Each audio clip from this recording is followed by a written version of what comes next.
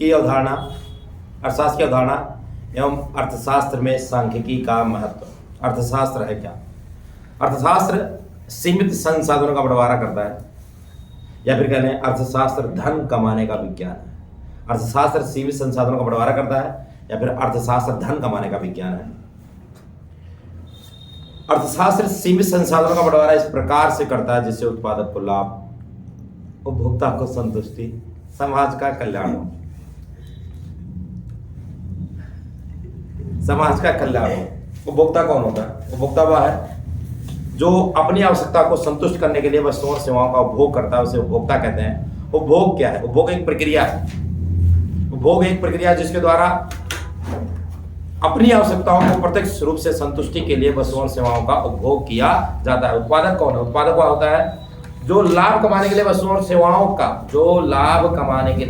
और सेवाओं का उत्पादन करता है और बेचता है। उत्पादन क्या है? उत्पादन एक प्रक्रिया है जिसके द्वारा कच्चे माल को तैयार माल में बदला जाता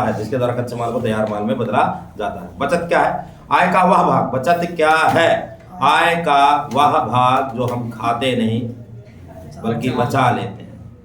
मनुष्य की एक प्रकृति होती है कि वह आय का कुछ भाग बचा कर रखता है। निवेश क्या है? स्थायी परिसंपत्ति के स्टॉक में वृद्धि करना। स्थायी परिसंपत्तियों के स्टॉक में वृद्धि करना निवेश कहलाता है। लाभ कमाने के उद्देश्य से कहीं पर पैसे लगाना निवेश है।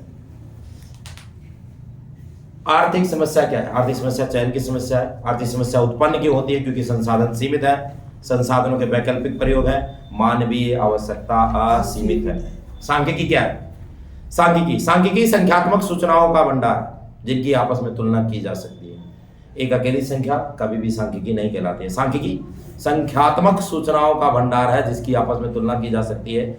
एक अकेली संख्या कभी भी सांख्यिकी नहीं कहलाती है। जैसे गाय के पास 4 टांगे तो ये सांख्यिकी नहीं हो सकती। मेरी जेब में 200 रुपये तो ये सांख्यिकी नहीं हो सकती। गाय की 4 टांगे हैं, मेरी 2 टांगे हैं तो ये सांख्यिकी है। मेरी जेब में 200 रुपये है, राम की जेब में 400 रुपये है तो ये सांख्यिकी है, जहां अकेली संख्या नहीं होना चाहिए बल्कि किसी के साथ कंपेरिजन होना चाहिए, तो ये सांख्यिकी कहलाएगी। सांख्यिकी की बहुवचन संज्ञा अथवा समंकों के रूप में विशेषता है। सांख्यिकी की विशेषताएं क्या है? तथ्यों का समूह, पहला पॉइंट है तथ्यों का। सांख्यिकी की विशेषताओं के अंदर पहला पॉइंट तथ्यों का समूह। एक अकेली संख्या कभी भी समंक यानी अर्थात सांख्यिकी नहीं कहलाती बल्कि अनेक आंकड़ों का समूह होना चाहिए। जब अनेक आंकड़ों का समूह होगा तभी उससे निष्कर्ष निकाला जा सकता है। संख्याओं में व्यक्त होना, सांख्यिकी संख्याओं में व्यक्त होती है। छोटा बड़ा, अमीर गरीब, ईमानदार बेईमान, इससे कोई मतलब नहीं है, बल्कि सांख्यिकी संख्याओं में व्यक्त होती है, नंबर्स में होती है।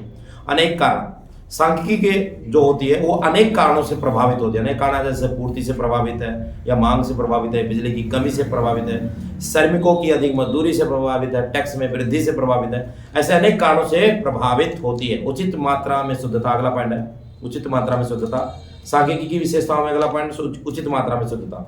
सांख्यिकी को एकत्रित करते समय शुद्धता का ध्यान रखना चाहिए कि सांख्यिकी के द्वारा एकत्रित किए गए आंकड़े, जो आंकड़े एकत्रित करें वो शुद्ध होने चाहिए। परस्पर संबंधित एवं तुलनात्मक आंकड़े एक जैसे होने चाहिए। परस्पर संबंध, जैसे अगर हमने सारे के सारे आंकड़े मीटर में एकत्रित कर रखे हैं तो सारा का सारा डाटा क्या होना चाहिए? आंकड़े कितने होना चाहिए? मीटर में होना चाहिए। या किलो में एकत्रित किए गए तो सारे आंकड़े किलो में होना चाहिए। अगली विशेषता पूर्व निश्चित उद्देश्य। आंकड़ों के एकत्रित करने से पहले, आंकड़ों को एकत्रित करने से पहले उसका एक निश्चित उद्देश्य होना चाहिए।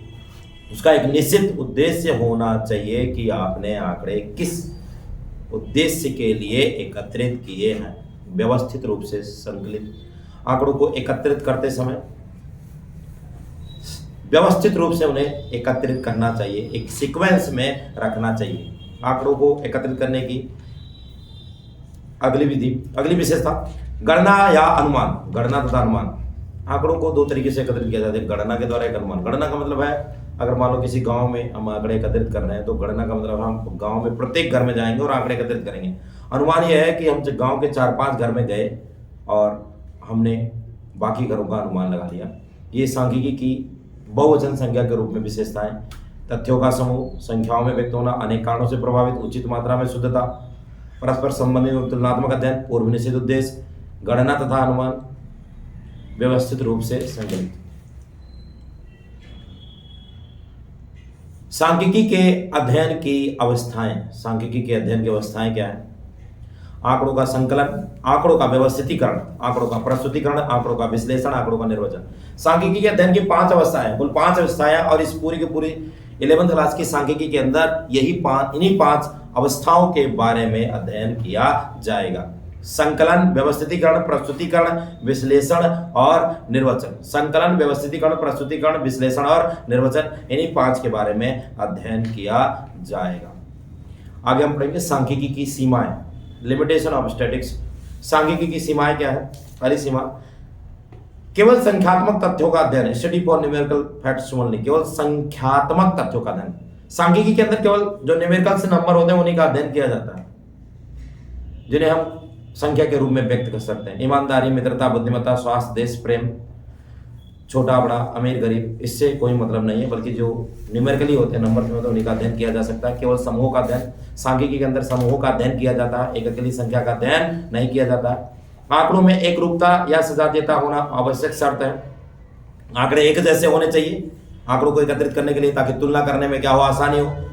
इसके द्वारा जो परिणाम निकलते हैं वो औसतन ही सत्य होते हैं, कभी कभार ही सत्य होते हैं, अन्यथा इसके परिणाम गलत नहीं निकलते हैं। जैसे कि एग्जाम्पल लें, आपके 10वीं क्लास के अंदर आपने बोला मेरे 10वीं क्लास में 80% आए, तो 80% आने का यह बिल्कुल भी नहीं है कि आपके प्रत्येक विषय में 80 नंबर आए हैं। किसी में 90 होंगे, किसी में 85 होंगे, किसी में 80, किसी में 70 होंगे, 75 होंगे, ऐसे नंबर होंगे। सबका जोड़ करके एवरेज निकाला गया, औसत निकाला गया, वो 80 निकला। बिना संदर्भ के निष्कर्ष गलत हो सकते हैं। सांख्यिकी निष्कर्षों को भली प्रकार से समझने के लिए आवश्यक है कि उन परिस्थितियों का अध्ययन किया जाए जिनमें आंकड़े एकत्रित किए गए। बिना अगर अध्ययन किए कोई कंक्लूजन, कोई निष्कर्ष देते हैं तो वो निष्कर्ष गलत हो सकते हैं। एग्जाम्पल के लिए, जैसे एक कंपनी है, पहले साल में 1000 करोड़ कमाती, दूसरे साल में 2000 करोड़ कमाती, तीसरे साल में 3000 करोड़ कमाती है, तो 3 साल में उसने 6000 करोड़ कमाए। एक दूसरी कंपनी है, पहले साल में वो 3000 करोड़ कमाती, दूसरे साल में 2000 करोड़ कमाती है, तीसरे साल में 1000 करोड़ कमाती है। इसने भी 3 साल में कितने कमाए? 6 करोड़ कमाए। दोनों कंपनियों को अगर हम औसत निकाल रहे हैं तो औसत निकालने पर पता लगता है कि प्रत्येक कंपनी का जो औसत है वो है 2000 करोड़, लेकिन रियलिटी क्या है? एक कंपनी का प्रॉफिट बढ़ रहा है और दूसरी कंपनी का प्रॉफिट क्या हो रहा है? घट रहा है। तो बिना अध्ययन के कोई निष्कर्ष गलत हो सकता है। पहले अध्ययन करना चाहिए, फिर निष्कर्ष देना चाहिए। केवल विशेषज्ञों द्वारा प्रयोग, can be used only by the expert, केवल एक्सपर्ट ही इसका क्या कर सकते हैं? प्रयोग करते हैं, हर कोई इसका प्रयोग नहीं कर सकता है। दुरुपयोग संभव। सांख्यिकी गीली मिट्टी के समान होती है। गीली मिट्टी के समान होने का मतलब यह है कि जिस प्रकार के व्यक्ति के हाथ में आंकड़े लगे वो उस प्रकार से उसका प्रयोग कर सकता है। तो यदि किसी राक्षस के हाथ में लगते हैं आंकड़े तो वो राक्षस जैसी हरकत करेगा। किसी गाय पुरुष के हाथ में लगता है आंकड़े तो उसी प्रकार का क्या करेगा? कार्य करेगा। आगे सांख्यिकी का महत्व, सांख्यिकी का कार्य क्या है, सांख्यिकी की जरूरत क्यों पड़ती है? पहली जरूरत है आर्थिक समस्याओं की परिमाणात्मक अभिव्यक्ति। जैसे कि बोला गया अर्थव्यवस्था में 20% गरीबी है, तो भाई ये 20% कहां से पता लगा? उसके लिए क्या करना पड़ेगा? आंकड़े एकत्रित करने पड़ेंगे। 2 क्षेत्रों में, 2 राज्यों में, 2 देशों में अगर आपस में क्या करना हो? तुलना करना हो। अंतर क्षेत्रीय तथा अंतर समय तुलनाएं। अगर हमने किसी भी राज्य को, देश को आपस में तुलना करना है तो उसके लिए बिना आंकड़ों के द्वारा तुलना नहीं किया जा सकता है। कारण परिणाम संबंध ज्ञात करना। जैसे कल्पना कीजिए कि गरीबी दिन पर दिन बढ़ती जा रही है, गरीबी दिन प्रतिदिन क्या होती जा रही है? बढ़ती जा रही है। तब क्वेश्चन उठता है भाई गरीबी क्यों बढ़ती जा रही है? तो ये आंकड़ों के द्वारा विभिन्न अर्थशास्त्री जो होंगे आंकड़े एकत्रित करेंगे, एकत्रित करके उस पर रिसर्च करेंगे, पता लगाएंगे भाई क्यों बढ़ती जा रही है और कितनी गरीबी हो गई है। फिर बताएंगे भाई रीजन जो बताया, फिर उस रीजन जो कारण बताया उस कारण का क्या किया जाएगा? निवारण किया जाएगा। आर्थिक सिद्धांत, तुमने मांग का सिद्धांत पढ़ा, थ्योरी ऑफ डिमांड। जब कीमत बढ़ती है मांग क्या हो जाती है? घट जाती है। कीमत घटती है तो मांग क्या हो जाती है? बढ़ जाती है। ये आर्थिक सिद्धांत है। इसी तरह पूर्ति का सिद्धांत है, कीमत बढ़ती है तो पूर्ति भी बढ़ जाती है, कीमत घटती है तो पूर्ति भी घट जाती है। पूर्ति का सिद्धांत है। तो ये कैसे बना भाई? ये भी आंकड़ों के द्वारा ही इसका निर्माण हुआ। आर्थिक भविष्यवाणी, विभिन्न अर्थशास्त्री विभिन्न वर्षों के आंकड़े एकत्रित करते हैं, उन आंकड़ों को एकत्रित करके उन पर रिसर्च करते हैं, उन रिसर्च के हिसाब से भविष्य की आर्थिक भविष्यवाणी करते हैं। हाँ, निकट भविष्य में कीमत बढ़ने की संभावना, घटने की संभावना, बेरोजगारी की संभावना, जीडीपी के बढ़ने की संभावना, रोजगार के अवसर बढ़ने की संभावना या कम होने की संभावना, यहाँ इस आंकड़ों के द्वारा आर्थिक भविष्यवाणी की जाती है। यहाँ आर्थिक भविष्यवाणी, भविष्यवाणी का मतलब यह बिल्कुल भी नहीं है कि किसी ज्योतिषी के द्वारा भविष्य के बारे में कुछ बोला जाता है। यहाँ अर्थशास्त्री विभिन्न वर्षों के डाटा एनालाइज करके ही क्या करते हैं, भविष्यवाणी करते हैं। नीतियों का निर्माण करना, जो वित्त मंत्री, जो देश का वित्त मंत्री होता है, वो विभिन्न वर्षों के आंकड़ों को क्या करता है, अध्ययन करता है। अध्ययन करने के बाद वित्तीय नीति का क्या करता है, निर्माण करता है। हाँ भाई, टैक्स के रेट बढ़ाने हैं या टैक्स के रेट घटाने हैं, आर्थिक सहायता देनी है या नहीं देनी है, ये नीतियों का निर्माण करता है। आंकड़ों के द्वारा ही संभव है। आर्थिक संतुलन, जो आर्थिक संतुलन है वो भी हमें आंकड़ों के द्वारा ही पता चलेगा। हाँ भाई, उपभोक्ता संतुलन में है या नहीं है, क्या समाज का कल्याण हो रहा है या नहीं हो रहा, या फिर उत्पादक संतुलन में उत्पादक को अधिक से अधिक लाभ प्राप्त हो रहा है नहीं हो रहा है, इसके लिए भी आंकड़े एकत्रित करने पड़ेंगे। तो ये हमने अर्थशास्त्र में सांख्यिकी के कार्य पढ़े। आर्थिक समस्याओं की परिमाणात्मक अभिव्यक्ति, अंतर क्षेत्रीय तथा अंतर समय तुलनाएं, कारण परिणाम संबंध ज्ञात करना, आर्थिक सिद्धांत या आर्थिक मॉडल का निर्माण करना, आर्थिक भविष्यवाणी, नीतियों का निर्माण और आर्थिक संतुलन।